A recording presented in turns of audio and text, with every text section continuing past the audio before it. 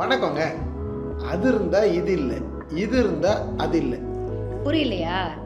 வாடாமல்லிக்கு ஆயுள் அதிகம், ஆனா வாசம் இல்லை. வாசமுள்ள மல்லிகைக்கோ ஆயுள் குறைவு. கொம்புள்ள மானுக்கு வீரம் இல்லை, வீரமுள்ள கீரிக்கோ கொம்பு இல்லை. கருங்குயிலுக்கு தோகை இல்லை, தோகையுள்ள மயிலுக்கோ குரல் இல்லை. தண்ணீருக்கு நிறம் இல்லை, நெருப்புக்கு ஈரம் இல்லை. காற்றுக்கு உருவம் இல்ல, கதிரவனுக்கு நிழல் இல்ல. எவர் வாழ்விலும் நிறைவில்லை, எவர் வாழ்விலும் குறைவும் இல்லை. பரிசுத்த வேதாகமத்துல நம்ம வாசிக்கிறோம், உங்களுக்கு இருக்கிறவைகள் போதும் என்று எண்ணுங்கள். அப்படி சொல்லிட்டு ஆண்டவர் சொல்றாரு, நான் உன்னை விட்டு விலகுவதும் இல்லை, உன்னை கைவிடுவதும் இல்லை.